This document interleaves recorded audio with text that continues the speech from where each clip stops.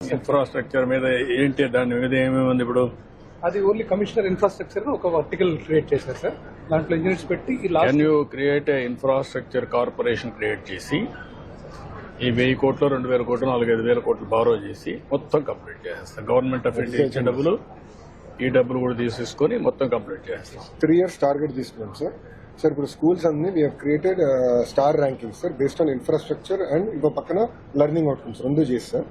So దాన్ని బట్టి ఎక్కడైతే 1 star 2 stars ఉన్నాయో అక్కడ ఫోకస్ ముందలు పెట్టి ఈ సంవత్సరం అంతా అప్గ్రేడ్ చేసి మీరు ఏం చేయాలంటే ఒక లెవెల్ వరకు తీసుకెళ్లి ఆ కార్పొరేషన్ ద్వారా ఎంత అవసరమైతే బారో చేసి అల్యూమినా స్ట్రెంగ్తన్ చేసి వాళ్ళు కూడా ఫ్లో బ్యాక్ చేసి ఆ డబ్బులు ఆ స్కూల్ కార్పస్ కింద పెట్టి కంటిన్యూగా ఇన్ఫ్రాస్ట్రక్చర్ సాఫ్ట్ స్కిల్స్ కి ఉపయోగించుకుంటూ వెళ్తూ ఉంటాం.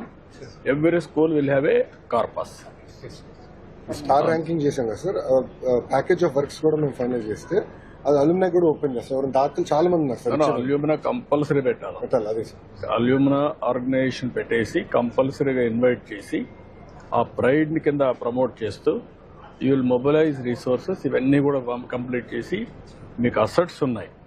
Land is a big asset, పిల్లలు is a big asset, parents is a big asset for you. ఆ మోటివేషన్ పోయింది over a period of time. వీళ్ళందరినీ మనం ఒక స్ట్రక్చర్ కింద తీసుకొస్తే ఇప్పుడు 2,000 కోట్లు అవుతుంది. Start the work, create a corporation.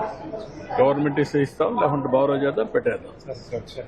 Then it will have a అవన్నీ తీసుకొస్తాం. అవి 2 తీసుకొచ్చి దానికి వైబిలిటీ గ్యాప్ దీంట్లో కూడా ఇస్తాం.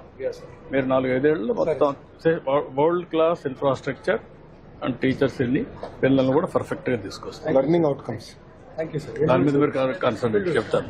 ఒక మీటింగ్ తీసుకోండి, నేను ఏమి వాళ్ళు ఇచ్చేస్తాం. మీరు దాన్ని లాజికల్ గా తీసుకెళ్ళి.